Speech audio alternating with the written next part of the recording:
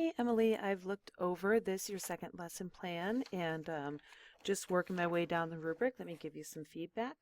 So in the elements and presentation section, I think you did a very nice job.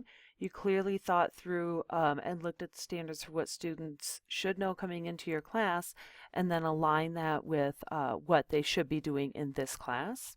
Okay. Was glad to see in the desired results section that you narrowed yourself down to just one evidence outcome, especially after our lecture last week. I hope you can see why that is essential. Your essential questions global are well done. I think these are real questions that people talk about in the real world. And your essential questions for the content area are also well done. Those align to the standards, and they're things that directly come from language arts. Your students will be able to is nicely done. You have a piece from your evidence outcome, you have the word by, and then you have an observable act that you want the students to do, and you have that again here.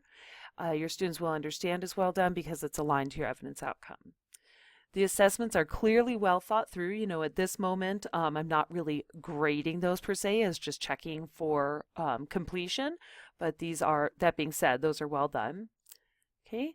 Your learning activities, I like the fact that you have them start with, this attendance question idea, right? It's something easy for them to do. They can know the answer right there in class. You transition it well into Sherlock Holmes, which then transitions well into your text. So very, very smooth progress towards getting the kids engaged in your class there. All right.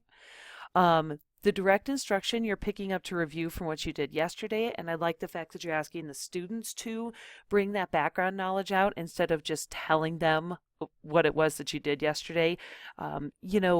Doing something like that once or twice doesn't do much, but over a prolonged period of time, continuing to do that demonstrates to the kids that you believe that they can be held to that high expectation and that they can remember information from one day to the next. Okay, that goes down here. Okay, and so now here we're gonna transition specifically into the evidence outcome that you want them working on today.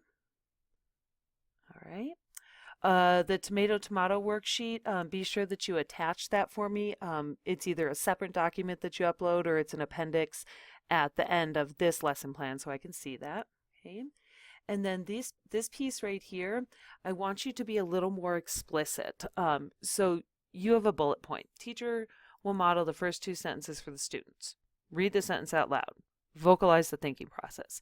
Rather than doing that, I actually want you to script this out. And you'll say, I'm going to model for you two sentences that demonstrate the skill I want you to practice today.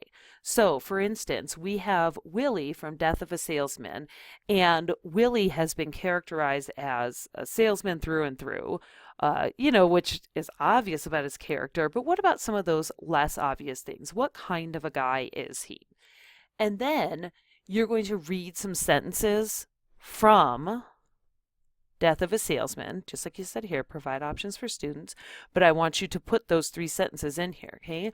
One of those sentences could be this right here.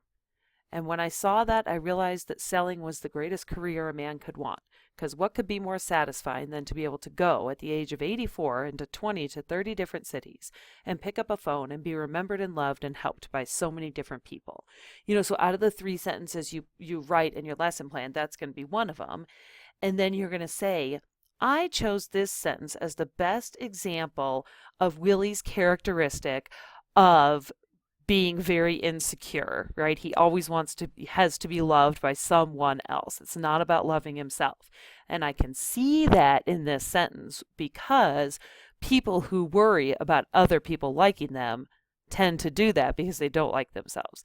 Okay, so I actually want you to script, instead of just telling me what you're going to do here, write the script of what you're going to do here, okay? That way, when you tell the students to go work with their partner groups and do this piece, and then down here where you tell them to go do their independent work, I know that you have the ability to guided practice, do the guided model for them to help them practice the skill before you set them off to do that. And that stuff's going to help too when students are doing independent work and they raise their hand, and go, what are we supposed to be doing? It's easier for you to ask them back. Okay, there were 3 steps that I did up there. What was the first step? Well, you told us what the character was like. Okay, excellent. So which character are you working on? Oh, I'm working with, what was the other guy's name? Biff or something like that? I don't know. I got too many things in my head right now. Yeah, Biff. Okay, well, I want to look at Biff. All right, what's the second thing I did? Well, you chose 3 sentences that either was Biff talking or talking about Biff. Excellent. So go ahead and do that. What's the third thing I did? You narrowed it down from the 3 into the best choice. Good. And how did I do that? You justified your choice. Excellent. So which step are you stuck on? And by that point, they're going to go, oh, I got it. And you go, okay, thanks.